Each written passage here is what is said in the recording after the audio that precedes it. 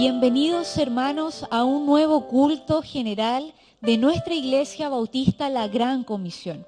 Les doy la bienvenida a cada uno de ustedes. Sean muy bendecidos en el nombre de nuestro Señor. Le pido que usted pueda compartir esta publicación en sus muros para que más personas puedan disfrutar de este culto, para que más personas puedan conocer a nuestro Señor y puedan adorar a Dios junto a nosotros.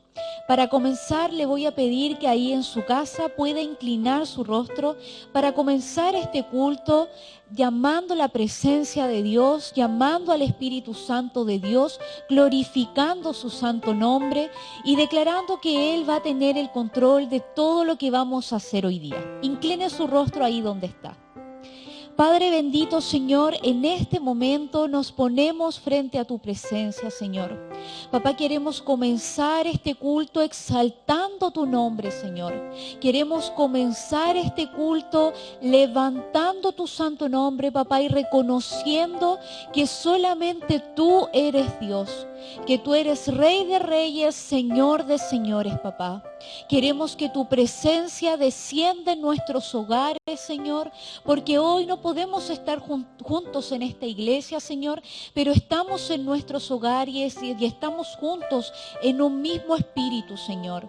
Papá, que tu Espíritu Santo descienda ahí donde estamos, que tome el control de todo lo que vamos a hacer hoy día, Señor, que se deleite en la adoración, Señor, que queremos entregarte. Háblanos a través de tu palabra, Señor, y por sobre todo queremos hoy, en esta mañana, levantar y exaltar tu nombre, Señor.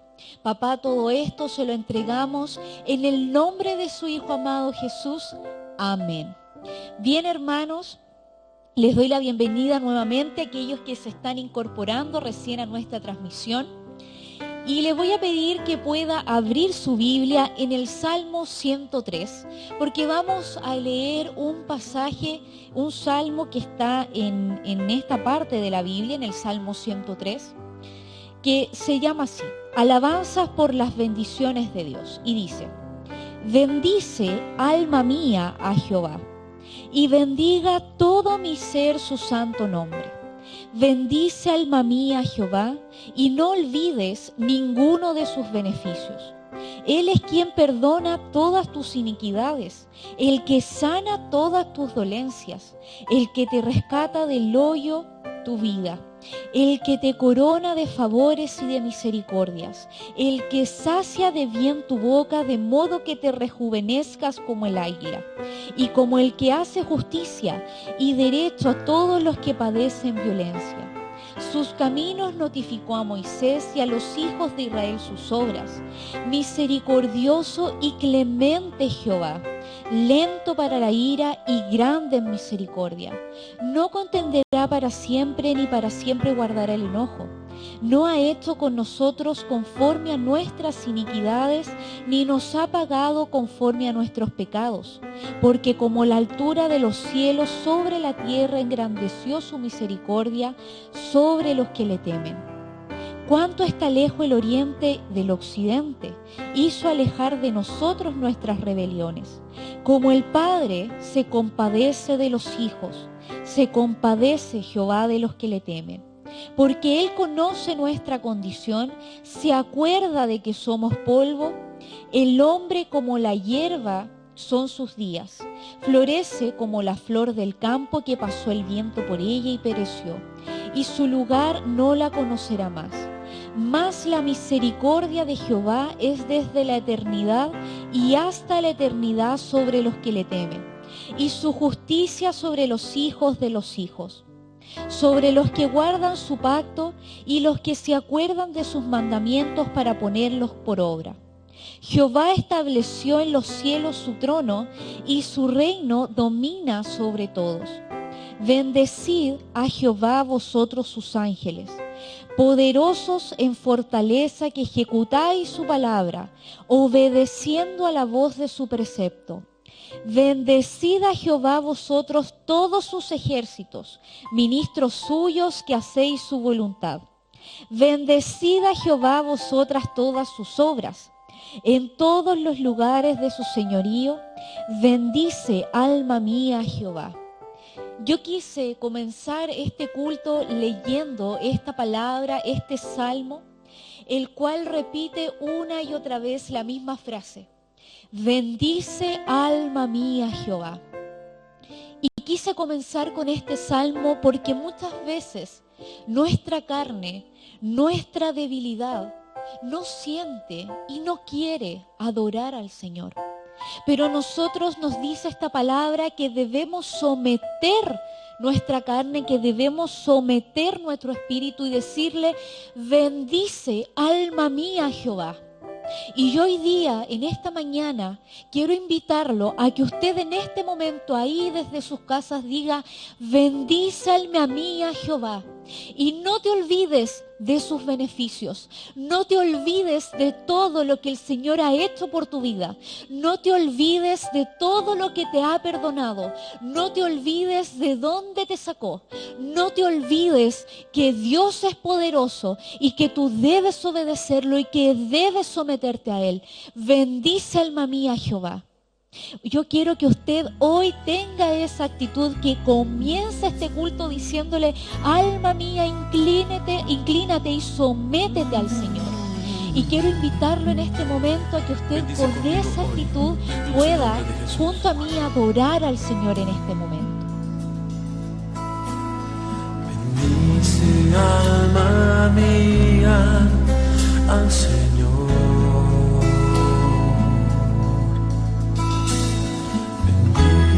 Alma mía al Señor, y bendiga mi ser su santo nombre, y bendiga mi ser su santo nombre.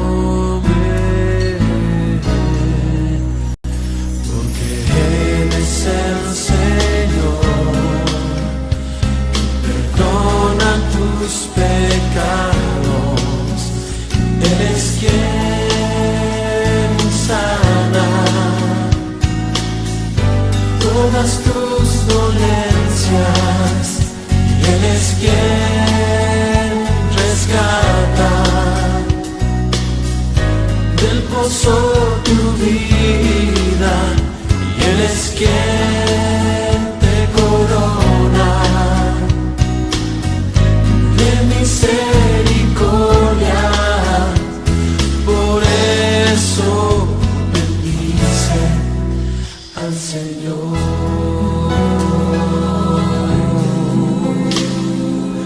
Bendícele,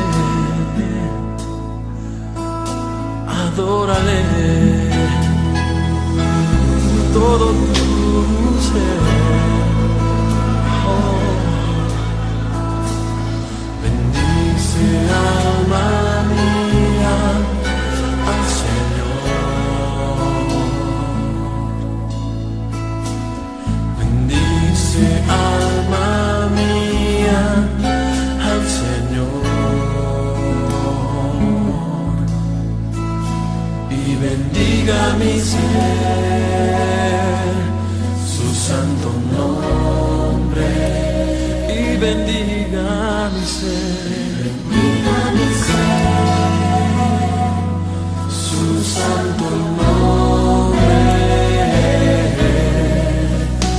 porque Él es el Señor que perdona tus pecados, y Él es quien sana todas tus dolencias, y Él es quien rescata del pozo tu vida, y Él es quien te corona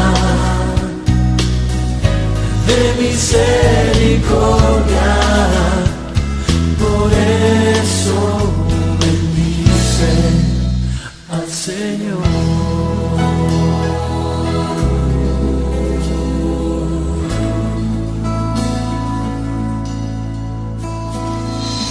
Bendice alma mía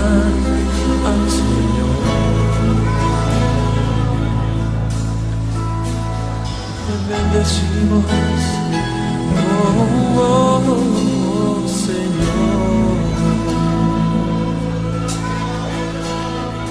Bendice alma mía al dulce Señor Jesús. Bien, después de este momento en el cual pudimos decirle a nuestra alma, alma mía, bendice a Jehová, no te olvides de todo lo que Él ha hecho en tu vida. Vamos a pasar a la palabra y para eso yo quiero pedirle en primer lugar que usted pueda, ahí donde está, inclinar su rostro. Porque vamos a comenzar esta predicación orando, vamos a comenzar esta predicación pidiéndole al Señor que Él tome el control de nuestra mente, que tome el control de nuestro corazón, que abra nuestro entendimiento y que esta palabra pueda ser revelada a nuestra vida y que pueda calar hondo y directo en nuestros corazones. Incline su rostro porque vamos a orar. Padre bendito, Señor, en este momento yo quiero orar, papá, por cada hermano que está escuchando esta predicación, Señor. También por todas aquellas personas que quizás esta publicación le apareció de repente en el inicio de sus Facebook, de sus redes sociales, Señor. Papá, sé tú tomando el control de su corazón. Señor, sé tú tomando el control de sus mentes. Papá, sé tú abriendo su entendimiento. En tu palabra dice que debemos renovar nuestro entendimiento conforme a tu palabra. Señor, cambia nuestra manera de pensar. No permita, Señor, que nos conformemos a este siglo, sino que cambia nuestra forma de pensar conforme a tu palabra, Señor. Yo sé que la palabra que tú tienes en este tiempo para tu pueblo es una palabra dura, Señor, pero es una palabra, Señor, de vida. ¿Y a dónde iremos si no es a ti, si solamente tú tienes palabras de vida eterna, Señor? Papá, ablanda los corazones de mis hermanos, Señor. No permitas que esta palabra, Señor, no solamente los confronte, sino que también cambie, que produzca un cambio en su mentalidad, que produzca un cambio en sus vidas, Señor, y que estén receptivos desde sus hogares. Papá, yo oro por ellos, Señor, oro por esta palabra, Señor, en el nombre de su Hijo amado Jesús. Amén. Bien, les doy una vez más la bienvenida a todos aquellos que se están uniendo a nuestra transmisión. Les pido que ustedes puedan compartir esta publicación para que más personas puedan conectarse junto a nosotros. Como yo decía en la oración, la palabra que el Señor tiene para nosotros pareciera ser que aparentemente es una palabra que cuando uno la escucha por primera vez es una palabra muy dura. Y el Señor es bueno, el Señor tiene planes perfectos y yo le doy gloria a Dios porque sin saber el Señor a mí me entregó esta palabra hace mucho tiempo. Estuve trabajando en esta palabra harto tiempo, reflexionando mucho en ella, porque como yo siempre predico y siempre digo, el Señor primeramente trata con mi vida, trata conmigo, y luego entonces yo comparto esta palabra con ustedes. Y le doy la gloria a Dios porque sin quererlo, sin ponernos de acuerdo entre nosotros, esta palabra es en cierta forma continuación de la palabra que nuestro pastor nos entregó la semana pasada. Y como usted ya debe haber escuchado, la palabra de la semana pasada era una palabra bastante dura, bastante confrontadora, donde sin duda Dios le habla a su pueblo y donde lo llama a tener un despertar, a reactivarse y a estar velando constantemente, porque indudablemente los tiempos que estamos viviendo son difíciles. No sabemos el momento en el cual el Señor va a venir, pero sin duda esta palabra y la palabra completa nos exhorta a vivir como si Cristo hubiese muerto ayer, hubiese resucitado hoy y fuese a venir mañana. Y esta palabra, como yo le decía, es una continuación de esa prédica preciosa que nos entregaba nuestro pastor. Y yo le puse por nombre Evangelio Deformado. ¿Y por qué le puse por nombre Evangelio Deformado? Para eso yo quiero que usted ahí donde está, abra su Biblia en Mateos 24:11. En Mateo 24:11 dice la Biblia, y muchos falsos profetas se levantarán y engañarán a muchos. Y por haberse multiplicado la maldad, el amor de muchos se enfriará. Mas el que persevere hasta el fin, éste será salvo. Y será predicado este evangelio del reino en todo el mundo para testimonio a todas las naciones, y entonces vendrá el fin. Esta palabra, cuando yo la estudié, también quise estudiar otra versión aparte de la Reina Valera 1960, para que pudiésemos esclarecer un poco más qué era lo que el Señor nos quería entregar a través de esta palabra. Y en la Nueva Traducción Viviente, en el mismo pasaje de Mateo 24:11, dice: aparecerán muchos falsos profetas y engañarán a mucha gente. Abundará el pecado por todas partes y el amor de muchos se enfriará. Pero el que se mantenga firme hasta el fin será salvo. Y se predicará la buena noticia acerca del reino por todo el mundo, de manera que todas las naciones la oirán, y entonces vendrá el fin. Como yo les decía en un comienzo, el pastor a mí me manifestaba hace unas semanas atrás la preocupación que siente la comunidad de pastores por los tiempos que estamos viviendo. Porque la palabra nos dice que cuando se predique el evangelio por todo el mundo, entonces, y todas las naciones oigan, entonces vendrá el fin. La Biblia, si bien es cierto, nos da señales, ella misma nos advierte de que nosotros no conocemos el momento en el cual vendrá exactamente el Señor. Pero sin duda tenemos certeza de que Él vendrá. Y nosotros como iglesia debemos estar preparados para el tiempo en el cual Jesucristo venga. De eso sí que podemos tener plena certeza, de que Jesucristo vendrá, aun cuando no sabemos cuándo. Y cuando nosotros leemos esta palabra, es Jesús quien precisamente dice estas palabras dentro de la Biblia. Y es muy importante el entender dónde se ubica este texto dentro de la Biblia. Porque precisamente el título bajo el cual se desarrolla esta historia dentro de la Biblia se llama Señales antes del fin. Y es un texto que, como yo les decía, está ubicado en Mateo 24, inmediatamente antes del pasaje donde se relata la parábola de las 10 vírgenes, parábolas que nuestro pastor nos predicaba la semana pasada. Y la verdad es que a mí me sorprendía muchísimo cómo Dios se anticipa a cada uno de nuestros movimientos, cómo aun cuando la palabra es escrita 2000 años atrás, Él ya sabía lo que iba a ocurrir 2000 años después. ¿Por qué? Porque Jesús dice esta palabra momentos e instantes antes de ser crucificado. Ya lo dice antes de que ocurra el momento de la crucifixión, antes de que Él resucitara, cuando Él aún ni siquiera se había ido y cuando Él ya tenía conocimiento de que faltaba muy poco para que llegara este momento. Él ya sabía lo que iba a suceder cuando Él ya no estuviese junto a nosotros. Y yo creo que esta palabra tiene plena aplicación, hermanos, con lo que hoy día nosotros estamos viviendo como pueblo. La palabra nos dice en primer lugar que muchos falsos profetas se levantarán y van a engañar a muchos. Hoy en día el pueblo de Dios, hermanos, está siendo engañado. Y déjeme decirle algo.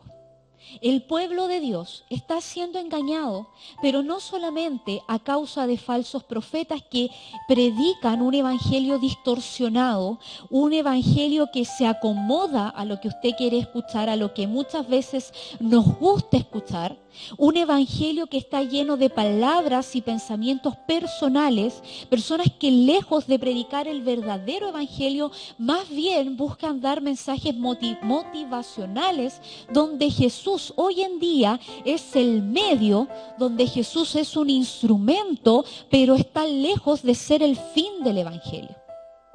Pero sabe que lo peor no es que profetas se levanten y busquen engañar al pueblo de Dios. Lo peor es que es el mismo pueblo quien se está dejando engañar. ¿Y sabe por qué?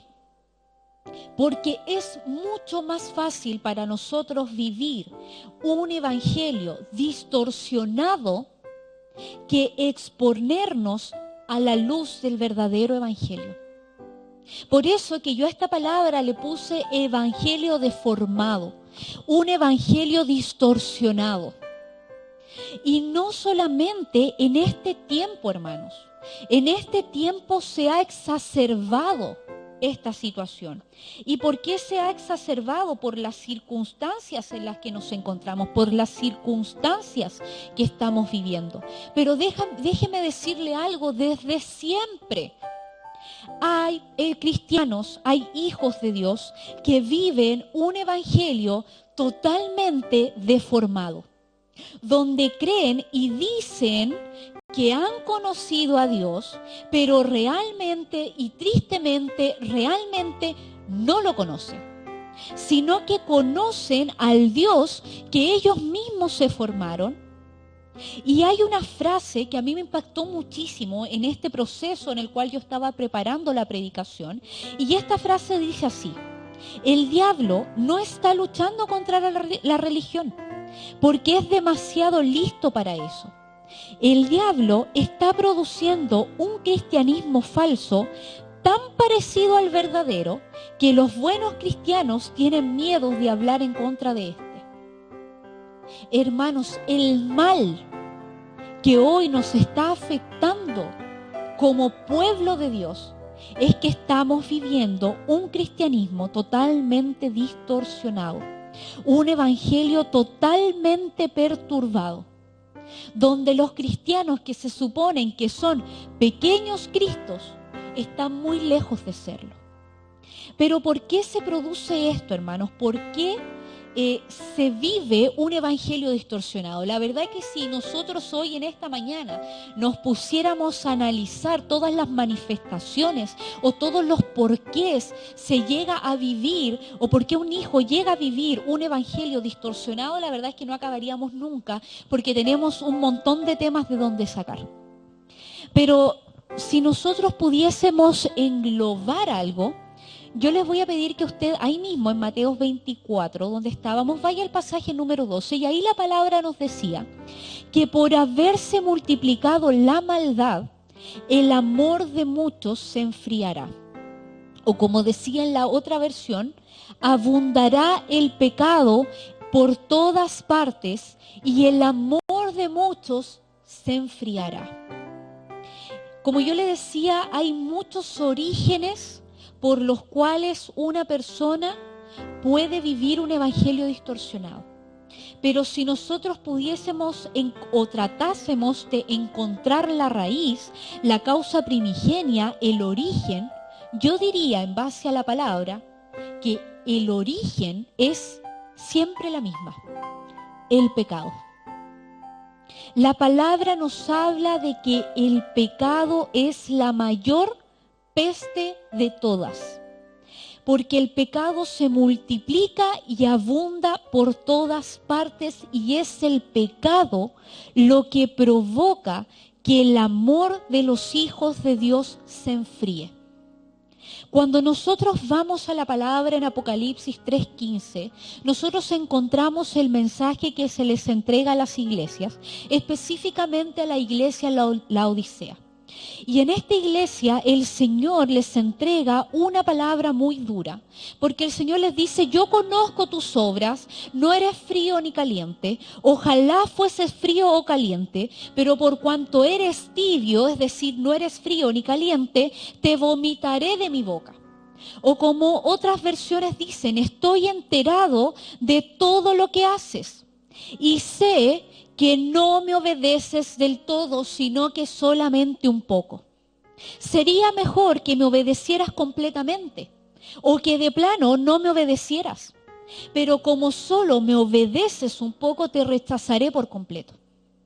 Mire qué fuerte es la palabra del Señor.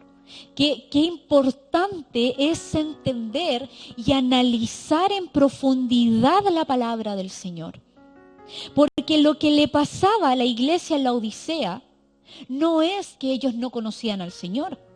Ellos conocían al Señor, Pero lo que le sucedía a esa iglesia es que estaban viviendo un evangelio totalmente perturbado, donde ante los ojos de los demás ellos estaban haciendo las cosas bien.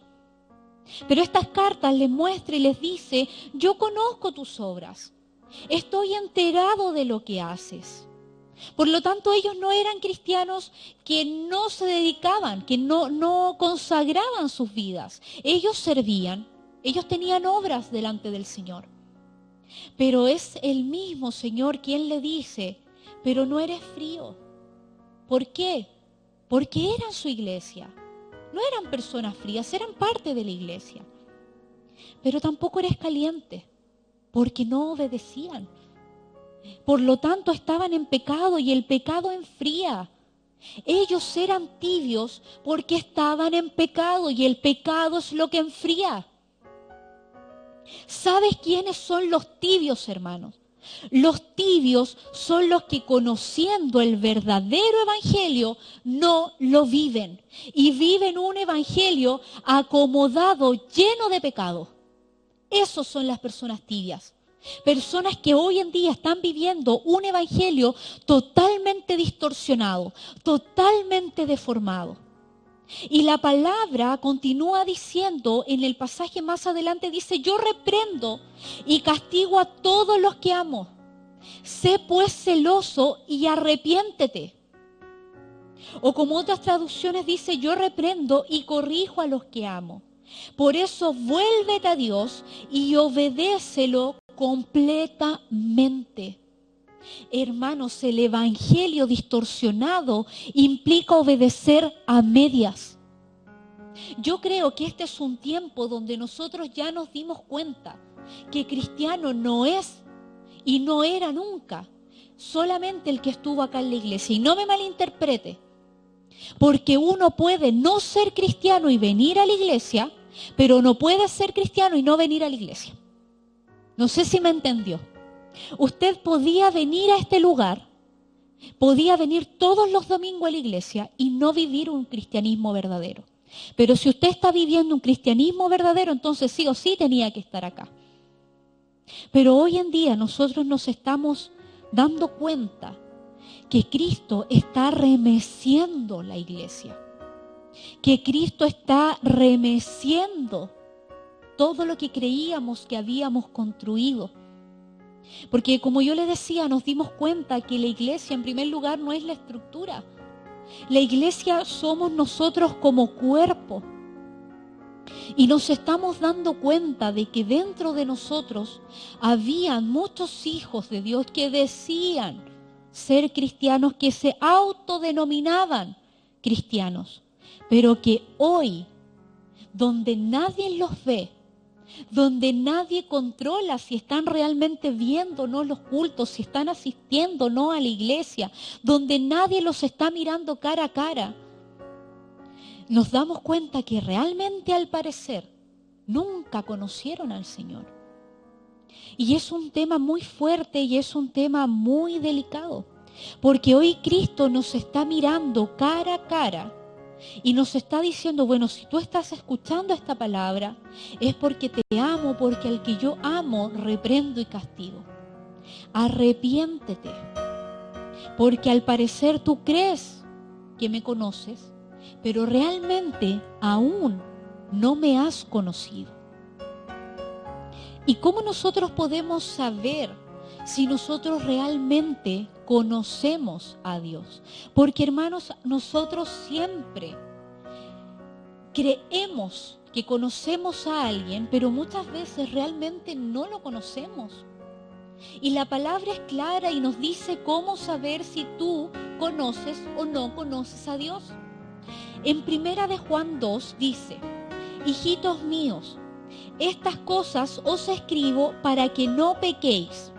Y si alguno hubiese pecado, abogado tenemos para con el Padre, a Jesucristo el justo. Y Él es la propiciación por nuestros pecados, y no solamente por los nuestros, sino también por los de todo el mundo. Y en esto sabemos que nosotros le conocemos, si guardamos sus mandamientos. El que dice, yo le conozco, y no guarda sus mandamientos, el tal es mentiroso y la verdad no está en él. Pero el que guarda su palabra, en este verdaderamente el amor de Dios se ha perfeccionado. Por esto sabemos que estamos en él. El que dice que permanece en él, debe andar como él anduvo.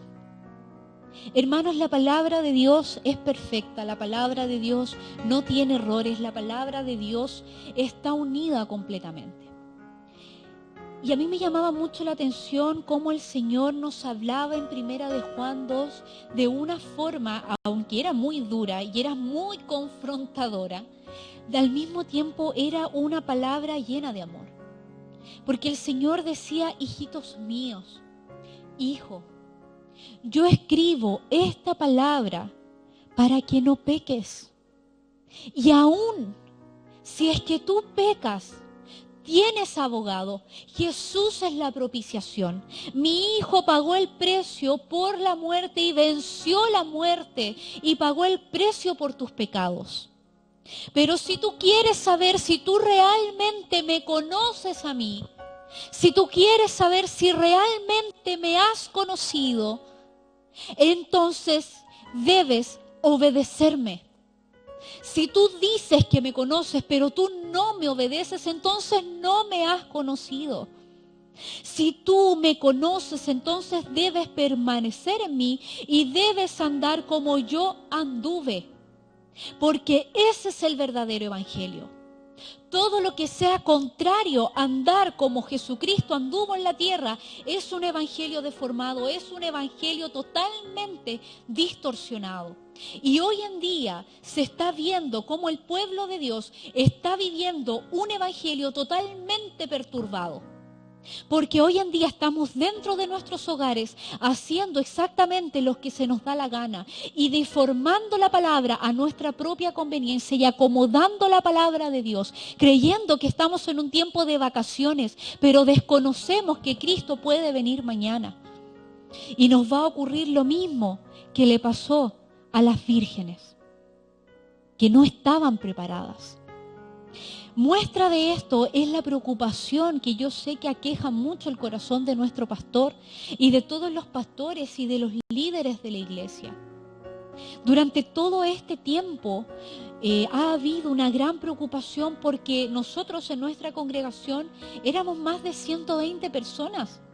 Las iglesias se llenaban, los asientos estaban llenos. Hoy en día, hermanos, tenemos suerte.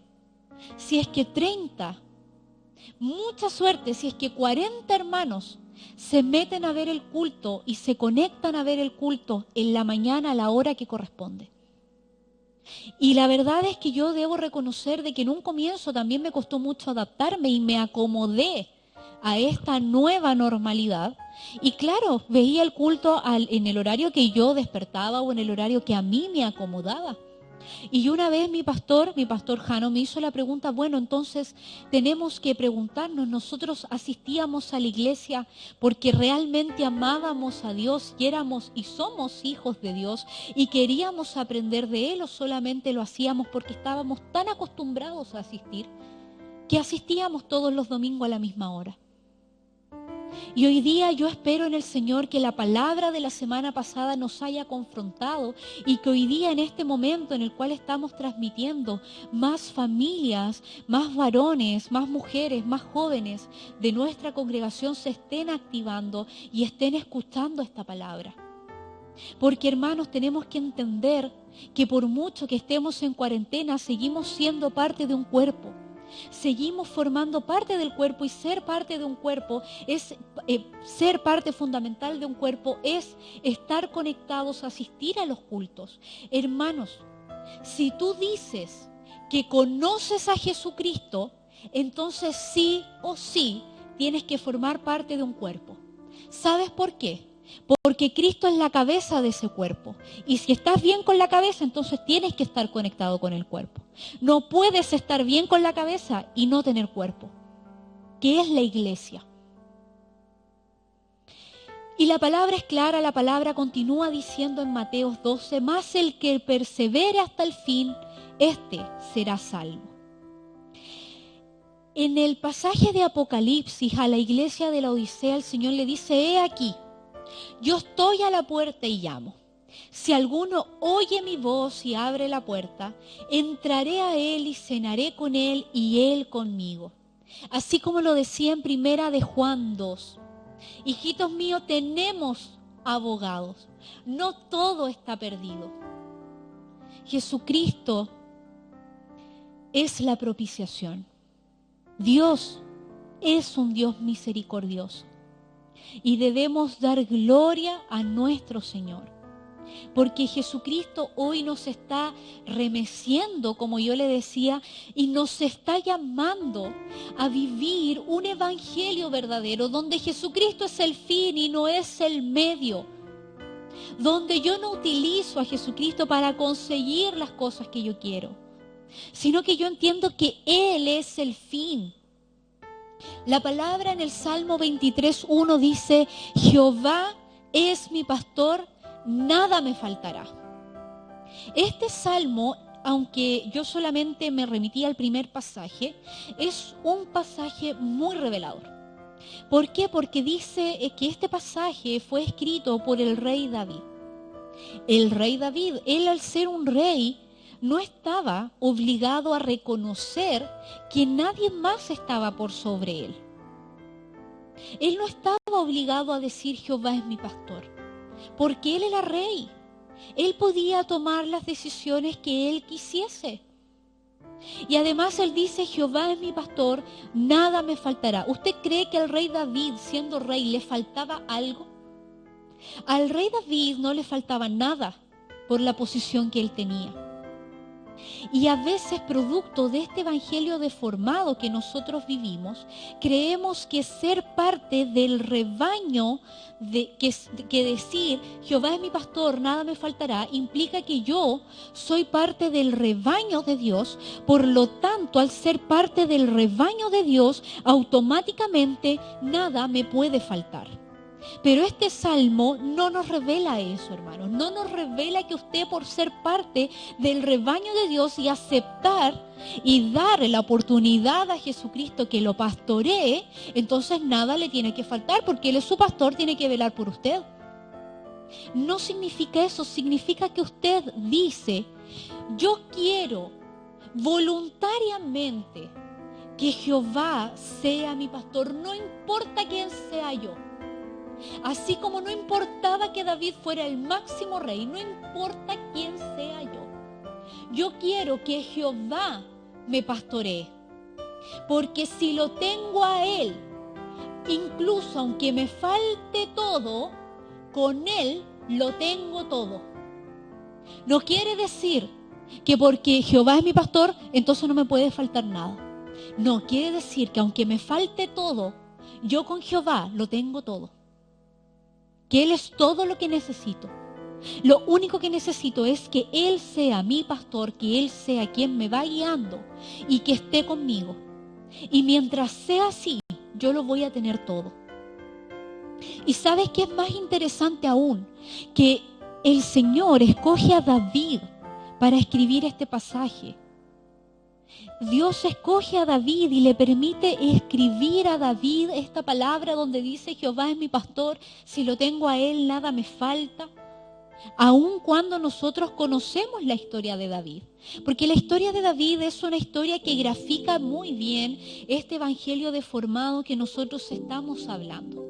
Nosotros sabemos que en 2 de Samuel 11 se relata la historia del rey David y de cómo el rey David se fija en una mujer de otro hombre, una mujer casada, y comete adulterio con ella, fornica con ella, la embaraza, y para salir del problema en el que estaba metido, si nosotros lo llevamos a la actualidad, prácticamente comete un homicidio premeditado y con alevosía, porque él planeó mucho qué es lo que iba a hacer y cuando no funcionó y siguió insistiendo. Y si no conoce la historia, yo le invito a que ahí en su casa, luego de este culto, pueda profundizar lo que nos muestra 2 de Samuel 11. Pero ¿sabe qué, hermanos? Más allá de todos los pecados que David cometió, porque yo creo que David no cometió más pecado porque no se le ocurrió, no fue necesario. Pero si nosotros vemos la gama de pecados que David cometió, prácticamente lo único que le faltó fue traficar drogas, porque ya hizo de todo lo que se podía hacer habido y por haber dentro de los pecados. Pero lo más grave, hermanos, es de que David se siente aliviado cuando el pecado aparentemente no trajo consecuencias a su vida. Porque cuando él logró que el pecado pasara inadvertido para los demás, automáticamente hizo un borrón y cuenta nueva. Aquí no ha pasado nada. Como nadie se enteró y salí del pecado en el que me metí, entonces realmente no hice nada malo. Y él es un ejemplo perfecto de lo que nosotros estamos hablando. Un evangelio distorsionado por el pecado. Vivir un evangelio distorsionado por el pecado es esto, hermanos. Si nosotros llevamos la historia del rey David a la actualidad, hay cristianos que aparentan ser cristianos, pero no lo son, porque no les importa las consecuencias del pecado, mientras que no sean observadas por los demás. Mientras nadie se entere, nosotros estamos dispuestos a sacrificar nuestra relación con Dios y su corazón. Porque el rey David en ese momento estaba tan cegado por el pecado y estaba tan en la carne que no le importaba ni siquiera un poco lo que Dios pensara y lo que Dios sintiera. A él lo que le importaba era que el pueblo no se enterara y que el esposo de la mujer con la que había estado no supiera y no le dijera nada. Y cuando él ya vio de que se lavó las manos y de que salió inmune, entonces automáticamente el problema desapareció. ¿Por qué? Porque no trajo consecuencias aparentes. Y esto es lo que pasa hoy en día con el pueblo de Dios. Eso es vivir un evangelio deformado. Que vivimos en pecado, pero mientras nadie se entere, entonces no hay ningún problema. Y esto pasa mucho dentro de la iglesia. Pasa con jóvenes, pasa con mujeres, pasa con los varones, pasa con familias completas. Pasa, por ejemplo, mucho dentro de los jóvenes que creen que pueden vivir en fornicación y que mientras no traiga consecuencias, es decir, mientras mi novia no quede embarazada, da lo mismo, la iglesia no se va a enterar. El mismo ejemplo lo podemos aplicar para gente mayor, que creemos que porque ya somos mayores nos podemos entonces dar la licencia. Y no es así. El pecado va a seguir siendo pecado siempre. Y yo le decía una frase que a mí me impactó mucho, que es sacrificar el corazón de Dios. Yo una vez me acuerdo que estaba viendo una película con mi mamá, que está en Netflix. Era muy fome, a mí no me gustó, me aburrió mucho realmente, a ella le gustó mucho, pero a mí no me gustó, que era sobre, era como un poco cristiana, creo, hablaba sobre el matrimonio, y era un matrimonio que estaba en crisis, y ellos tenían todo un problema, bla, bla, bla. Pero dentro de toda esta secuencia de la película, esta mujer que era la protagonista tenía una amiga. Y esta amiga trataba de aconsejarla porque esta mujer pensaba que su esposo le estaba siendo infiel. Y en realidad el esposo estaba a puertas de serle infiel. Y la mujer, esta amiga la aconseja y le dice, ¿sabes qué? Yo sé en la posición en la que tú estás y peor aún, yo fui infiel. Y ella queda muy impresionada porque no sabía que su amiga le había sido infiel a su esposo porque ellos seguían juntos. Y ella inmediatamente le pregunta y le dice, pero ¿cómo tu esposo te perdonó? ¿Cómo lograron restaurar ese matrimonio? Y ella les dice, bueno, mi esposo tuvo un corazón tremendo y me perdonó. Y restauramos nuestra relación y seguimos adelante. Pero yo me di cuenta, le dice ella, y a mí me quedó muy grabado y me quedó muy marcado. Ella le dice, pero yo me di cuenta de que yo sacrifiqué su corazón. porque yo sé, le dice, todo el esfuerzo que Él tuvo que hacer para perdonarme, seguir mirándome de la misma forma en la que lo hacía siempre y seguir amándome y restaurar la relación. Y yo me propuse que de ahora en adelante yo no iba a nunca más sacrificar su corazón. Hermanos, yo pensaba en esto que esta mujer decía y yo decía, wow, cuando ocurre el perdón hay un sacrificio. Jesucristo pagó ese sacrificio. Y no significa que cuando tú pecas el corazón de Dios no se sacrifica otra vez, que no se duela. Por eso yo te digo, hermanos, por eso la palabra dice, si tú crees que por el sacrificio de Jesucristo el corazón de Dios no se sacrifica o no hay repercusiones cada vez que tú pecas, es que entonces no has conocido a Dios. No conoces definitivamente a Dios. Si tú crees que a Dios no le importa tu pecado, hermano, es que no lo has conocido. Y comienza en este momento a pedirle a Dios que te permita conocerlo porque no lo has conocido. Conoces a un Dios que te inventaste tú, pero no es el Dios que yo conozco, ni que está en la Biblia. Y yo le decía, el rey David escribe estas palabras donde dice, el Señor es mi pastor, nada me faltará. Y que escribe gran parte de los salmos. De hecho, el salmista que nosotros leíamos en un comienzo es el rey David. Él es el que decía, bendice alma mía Jehová y no te olvides de todo lo que te ha perdonado. ¿Pero por qué? Más adelante en la Biblia, en el pasaje 13 del mismo de Samuel, dice de segunda de Samuel 11, más adelante en el 13 dice, he pecado contra el Señor, reconoció David ante Natán. ¿Sabes tú por qué el Señor le permite a David escribir esta palabra? ¿Y por qué yo hoy lo pongo como ejemplo? Porque aquí hubo un arrepentimiento.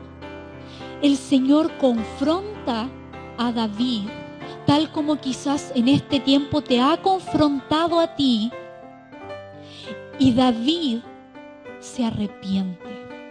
Hermanos, no hay evangelio, no hay perdón, no hay salvación sin arrepentimiento.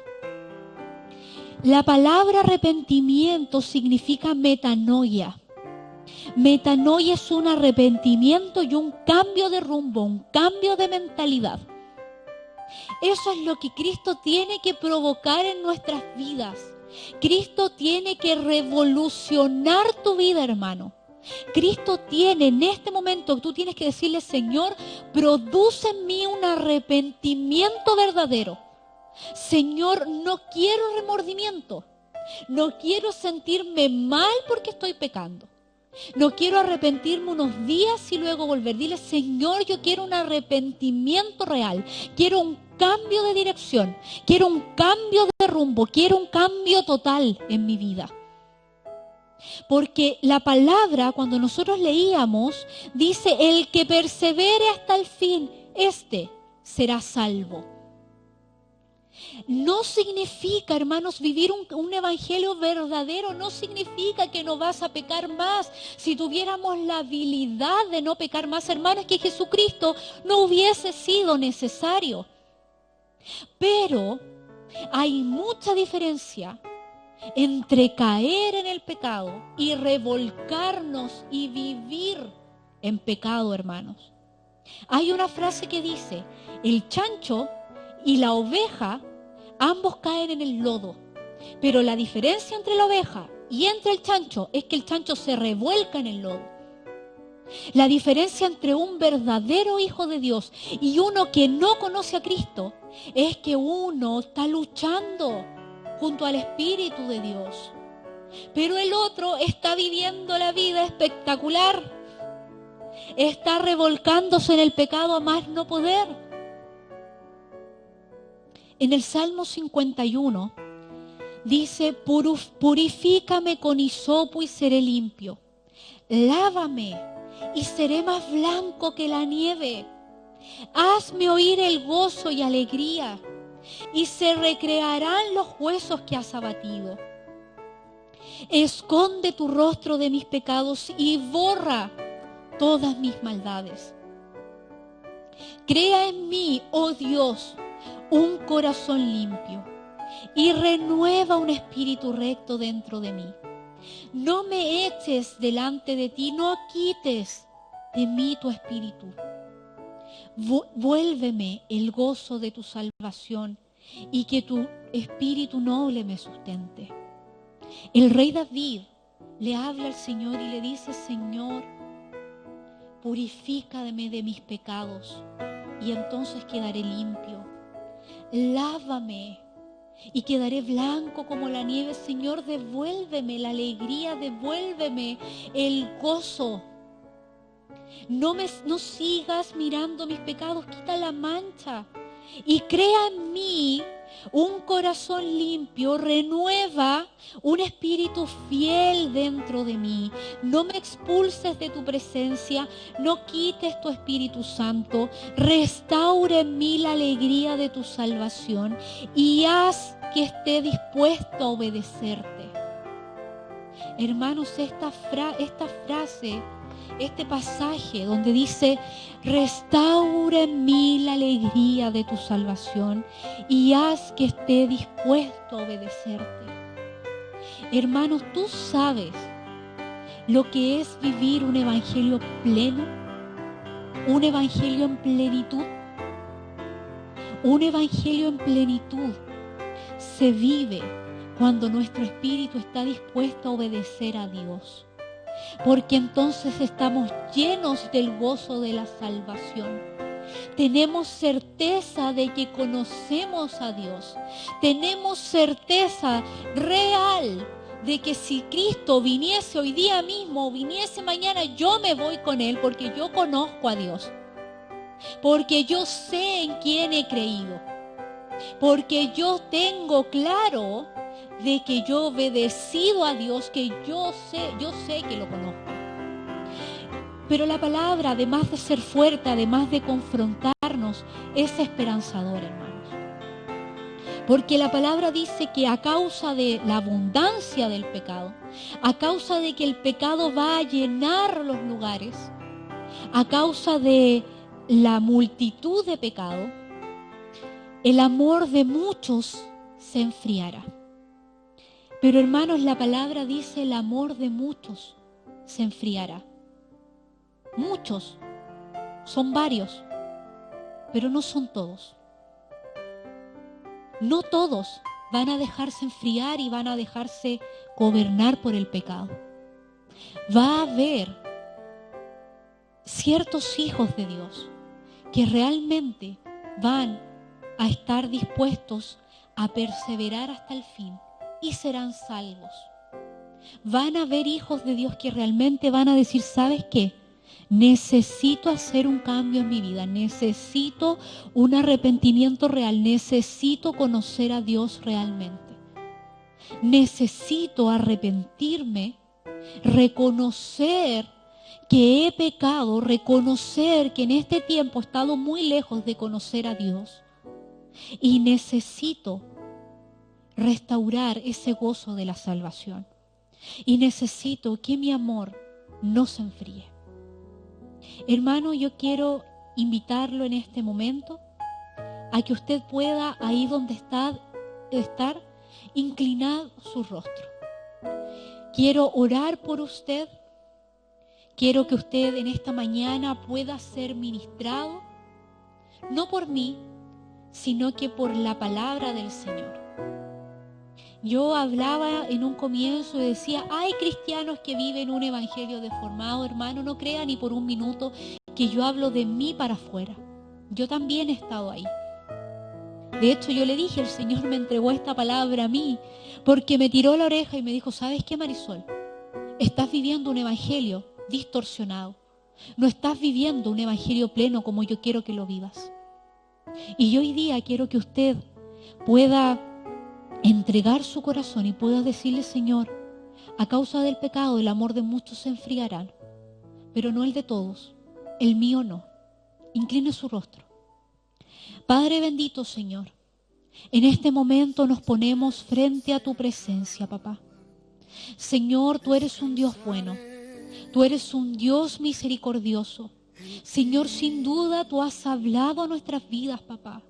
Señor, en tu palabra dice que tú amas al que corriges, Señor.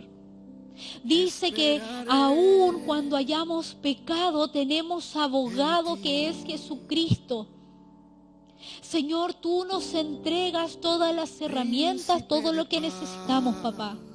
Señor, en este tiempo estamos siendo expuestos a la luz del verdadero evangelio, Señor, y muchos de nosotros hemos sido hallados reprobados, pero hoy día, papá, queremos arrepentirnos, Señor, queremos que tú transformes nuestra mente, queremos ser verdaderos hijos tuyos, Señor, para que la palabra se predique hasta el último lugar de la tierra, Señor, y que cuando tú vengas nos encuentres velando, papá. Señor, queremos ser llamados hijos tuyos y ser verdaderos hijos tuyos, Señor.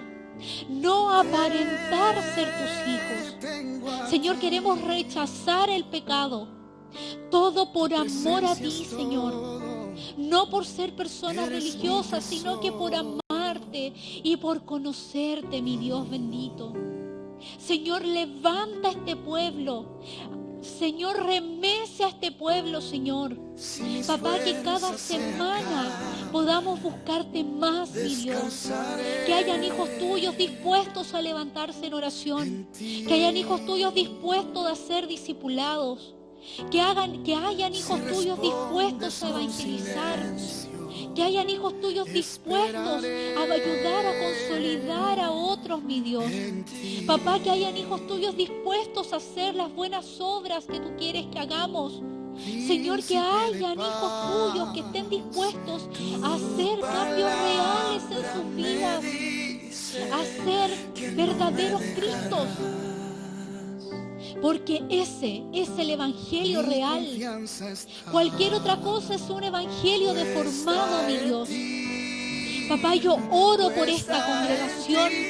Oro por cada uno de mis hermanos, Señor. En el nombre de su Hijo amado Jesús. Amén. Yo lo invito a que pueda seguir ahí en adoración al Señor, que pueda dejarse ministrar por medio del Espíritu de Dios a través de esta alabanza, y que ahí en su hogar usted levante un clamor, porque hoy Cristo está con sus oídos abiertos remeciendo la iglesia para que salga de ese evangelio perturbado y viva un evangelio pleno. Amén. Si me falta todo, en ti lo tengo todo. Te tengo a ti. Tu presencia es todo. Eres mi tesoro.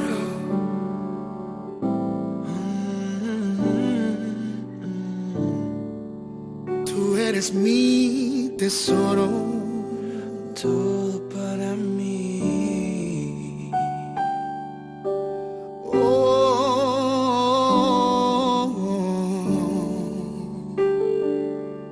Mi deleite y mi delicia.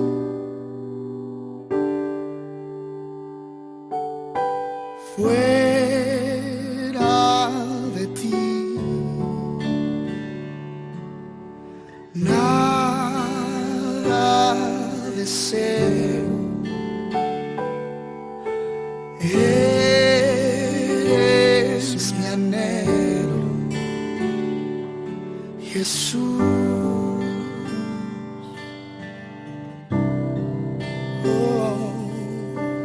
Fuera de ti, nada deseo. Eres mi anhelo, Jesús.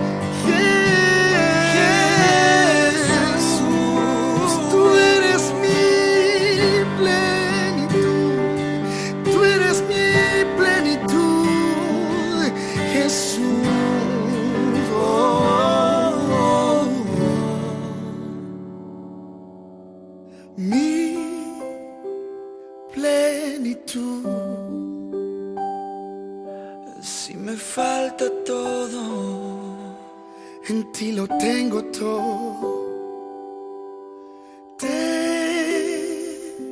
Tengo a ti,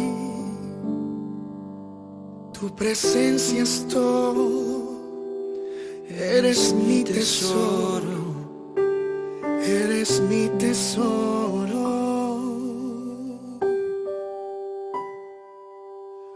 Fuera de ti nada deseo,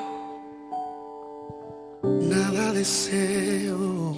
Qué precioso momento que hemos podido pasar. Sin duda nuestro Dios es bueno. Sin duda Dios nos ama. Hermanos, si usted está escuchando esta palabra, dele la gloria a Dios ahí donde está. Dígale gracias Dios por tu amor. Gracias porque esto es una muestra de que tú me amas. Y quiero invitarlo a que usted se pueda seguir gozando en la presencia de Dios. Vamos a terminar este culto con júbilo, vamos a exaltar su nombre y yo le invito a que usted pueda compartir este culto con alguien que no conozca aún del Señor, para que él pueda ser impactado por medio de esta palabra y tenga la oportunidad preciosa que usted y yo tenemos de exaltar y conocer a nuestro Señor. Nos vemos la próxima semana. Sea muy bendecido y terminamos exaltando el nombre de nuestro Señor.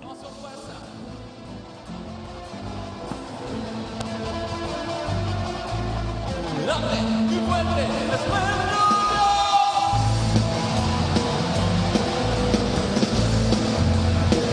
Él peleará por nosotros. Todos juntos. Grande y fuerte es nuestro Dios. Grande y fuerte es nuestro Dios. Grande y fuerte es nuestro Dios.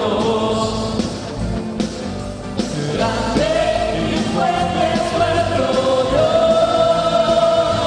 Le es viva majestad, coronado con poder, digno de toda la adoración.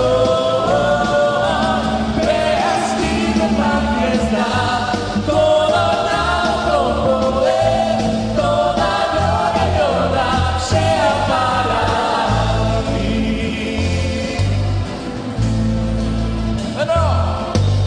Grande y fuerte es nuestro Dios. Eres tan fuerte. Grande y fuerte es nuestro Dios.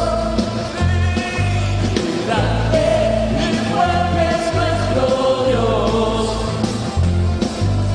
Grande y fuerte es nuestro Dios. Es digno de majestad, coronado con poder, toda adoración. Es digno de majestad, coronado con poder, toda gloria y honra sea para ti. Vamos, grande, fuerte es nuestro Dios. Grande, fuerte es nuestro Dios.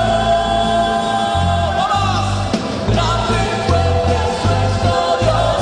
Grande y fuerte es nuestro Dios. Grande y fuerte es nuestro Dios.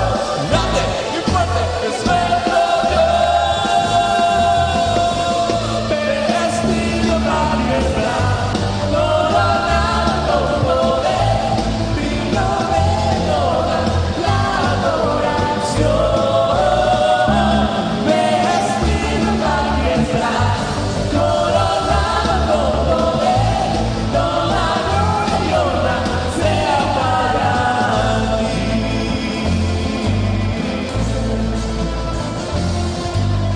Grande